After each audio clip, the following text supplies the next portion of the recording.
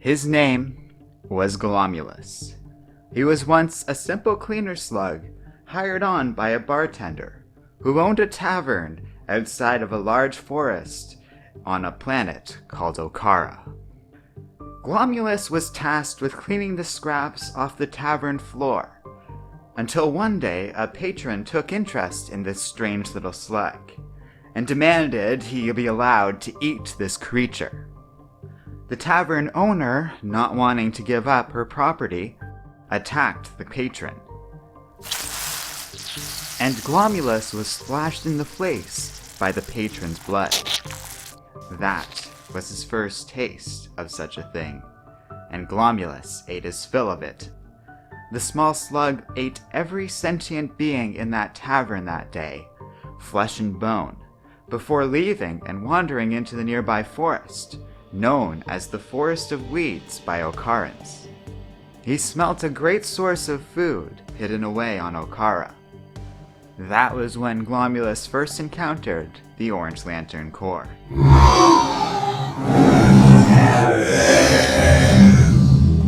Consumption complete. Identity stolen. Glomulus of Sector 2826. You belong to Agent Orange.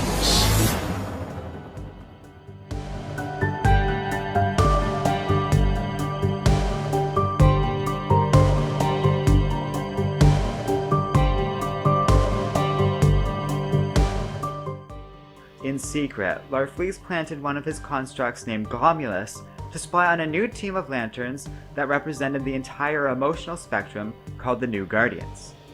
When the team was attacked by the Guardians of the Universe, Larfleeze personally stepped in to save them.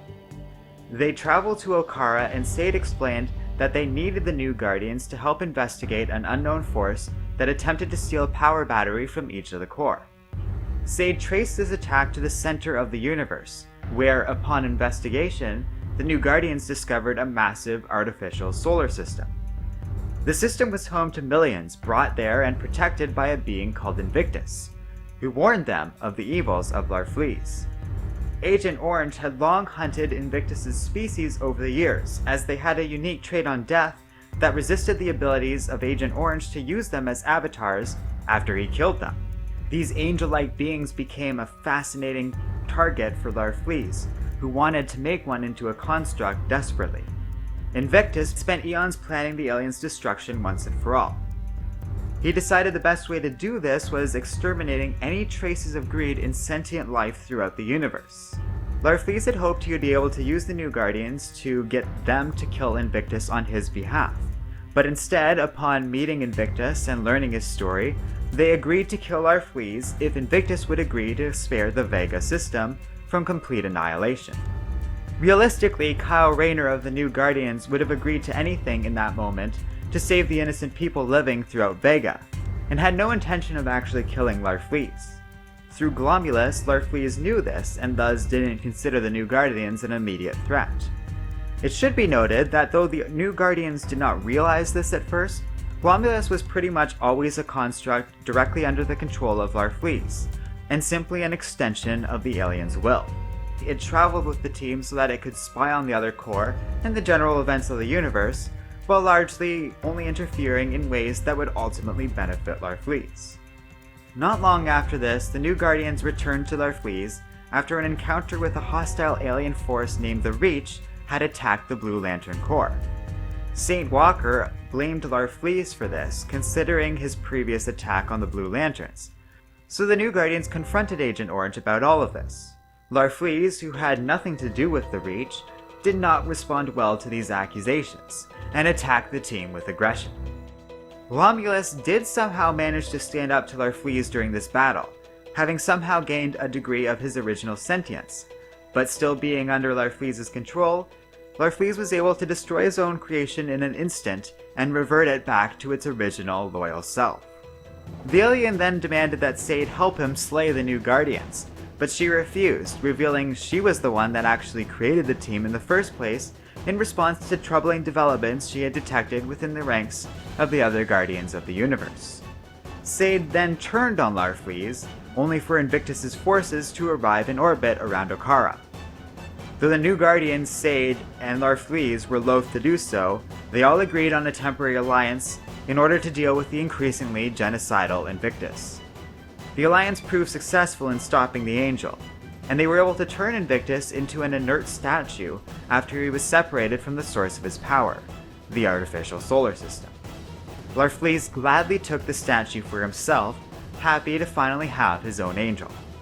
At the end of the battle, a voice called out from each of the new Guardians' rings, an event felt throughout the entire universe, although the meaning behind it and the nature of Volthoom wouldn't be known until a little later. Sade elected to stay with Larfleeze in the end, while the new Guardians, enraged at Sade's actions, decided to disband. Larfleeze was reluctantly brought on to a new version of the new Guardians not long after this, in order to help Kyle Rayner master the 7 emotions of the light spectrum, so that Kyle might become the first and only permanent White Lantern. Larfleeze agreed to this on the condition that Carol Ferris finds something that he still might love, something that, up until now, he still didn't even know existed, living relatives somewhere out there in the universe. As part of his work with the new Guardians, Agent Orange was later captured by the first ever Green Lantern, an immensely powerful being called Volthoom, who put Larfleeze under various illusions, attempting to trap the alien in a world where Larfleeze's deepest desires were fulfilled, like being reunited with his family and never becoming an Orange Lantern. Volthoom, realizing that nothing could override the alien's fundamentally greedy nature, ultimately gave up on this task. The First Lantern and his minions, sinister beings called the Third Army, were eventually defeated by the Green Lanterns, and the Guardians of the Universe were brutally slaughtered by Sinestro.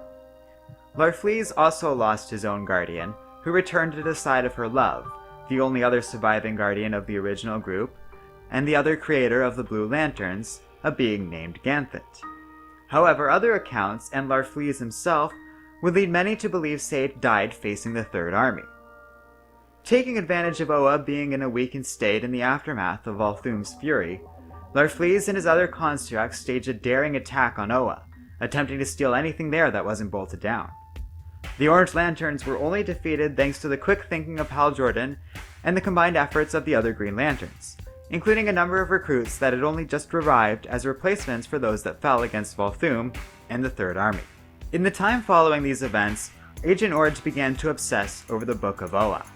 This massive tome documented the history of the Guardians and prophesized many events in Green Lantern history, so Larfleeze wanted a book of his own all about himself. He kidnapped an alien man named Pulsar Stargrave, forcing him to write a book about Larfleeze and also work as Agent Orange's own personal butler. Larfleeze was then alarmed to discover that he had been robbed on Okara, coupled with news of another possible Orange Lantern operating somewhere else in the universe. Incensed by this news, he hired a group of smugglers called the Star Rovers to find those that robbed him. During the hunt for this thief, the alien was attacked by Larfleeze's own constructs, which had mysteriously gotten out of control. The Rovers and Larfleeze hired an expert tracker named Branks, in the hopes that he could figure out what happened to Larfleeze's possessions. But the tracker determined that nothing of Larfleeze was actually missing, and that somehow he had hidden away all of his possessions within himself. A construct of Sade then emerged, claiming she desired revenge over her supposed death, and this was all her work. It was revealed that the original Sade, before she left the Orange Lanterns, had tampered with Larfleeze's ring, creating an energy construct within it that began to secretly work against Larfleeze to destroy the Orange Lantern Corps once and for all. The Sade construct was eventually pacified, but it managed to inflict tremendous damage on Larfleeze. Agent Orange found himself without a power battery and no means to charge his sole remaining orange ring. Eventually, it would run out of power once and for all, without a means for Larfleeze to ever reactivate it again. In response, Agent Orange began to wander the universe with Pulsar in the hopes of finding a solution. He ran into a group of hostile beings led by a powerful figure called Lord of the Hunt. Larfleeze was nearly killed by Lord, only saved by Pulsar and Lord's relative, a cosmic woman named Senna. Larfleeze sent Lord to the other side of the universe only for Senna to turn on the alien. When Larfleeze attacked her with his constructs, Senna was able to use her magical powers to return Larfleeze's constructs to life as Orange Lanterns, with their own free will. The former constructs happily abandoned attacking Senna and turned on the creature that killed and enslaved them, Larfleeze. Though once they discovered Larfleeze's unique status as his own power battery, they realized they couldn't outright kill the alien, or they would die too. Eventually, Larfleeze managed to break free, absorbing the construct's rings back to himself and discovering his status as his own Orange Lantern power battery. Larfleeze realized he could sustain the tremendous powers of his orange ring indefinitely. He managed to track down and find Sarah, who was with her entire family of cosmically empowered beings, while Larfleeze also came into conflict with a planet full of robots and a Green Lantern named Nort. Senna ultimately agreed to work with Larfleeze and Nort to defeat the robots and banish her family, while Larfleeze and Nort learned they were actually distant relatives. Agent Orange was so excited about being reunited with a family member that he completely forgot about Pulsar Stargrave and overlooked the fact that Nort very much wanted to arrest Larfleeze. After so many years alone, and even having lost pretty much everything the alien once had, Larfleeze was just happy to have some family again. And yet, he would continue to operate as Agent Orange and hadn't changed his ways. This became clear when the alien gained a powerful new possession, a robot called Brainiac 2.0. Larfleeze delighted in Brainiac's tendency to collect bottled cities, which naturally appealed to someone so thoroughly infused with the nature of greed. Agent Orange and Brainiac were only defeated by the combined efforts of the Green and Yellow Lanterns, though Larfleeze managed to keep Brainiac as a construct of his own, likely one of the most powerful additions to the always growing horde of dead that form the Orange Lantern Corps. Like most characters in the DC universe, many other versions of Larfleeze exist across the multiverse. Most iterations of this character are more or less identical in demeanor, behavior, and history. But one notable version found itself in a Star Trek universe, and watched as various copies of the Lantern Rings first arrived in this strange new world. Though Larfleeze was unhappy to see someone else wield the orange light, he was impressed when a Romulan counselor came into possession of an orange ring and began using it very effectively. Of course, this version of Agent Orange couldn't help but seek the ring for himself, and came into conflict with the Romulan. The Romulan ultimately lost their copy of the ring after Necron invaded this universe. This version of Larfleeze managed to escape into this particular Trek universe and survive the events of Necron's invasion, but the fugitive found himself pursued by Captain James T. Kirk and his starship, the USS Enterprise. Hello and welcome to Comic Island. My name is Arden, and this is my origins and bio for Larfleeze. So, you guys all probably saw this one coming, but my favorite character out of the Orange Lantern Corps is Larfleeze. Pretty much because I automatically defaulted to him based on the function of how the Orange Lanterns work. Now, as I said in my video for Dexstar, I did actually have more than just Larfleeze as options. Some of his constructs, notably Glomulus, as well as a few other characters, have wielded the power of the orange light before, notably Hal Jordan, Lex Luthor, and Kyle Rayner. Yet out of everybody, it's Larfleeze most heavily associated with Agent Orange, and as I was breaking down different possible videos I could make for each of these potential characters, I started really looking at them and which ones I think best explored the idea of greed as this power and of how it exists relative to the other Lantern Corps, and I decided that it really does belong to Larfleeze. Because compared to characters like Lex Luthor and Hal Jordan, which have a lot of stuff going on, Larfleeze is really built around greed and Agent Orange as an entity. And as such, his character really suits the Corps well and what it represents. He's a greedy character to the core, but there's a little bit more personality to him. I think it's not a coincidence that the Guardians, Hal Jordan, and pretty much every other major power in the DC universe has basically agreed to let Larfleeze wield the orange light, because in the hands of another being, it could be so much worse. Larfleeze is an interesting combination of being all at once smart enough that he can be worked with if there's a bigger threat out there, such as Volthoom or the Black Lanterns, but also stupid enough that he doesn't quite use his power to the full extent that it is capable of. It's really only greed that has the potential to overwhelm the entire universe, as the Orange Lantern can just keep killing beings over and over again until its numbers swell to a point that no force in the universe could ever stop them. But Larfleeze is kinda dumb and isn't willing to take advantage of that to the full extent that he could.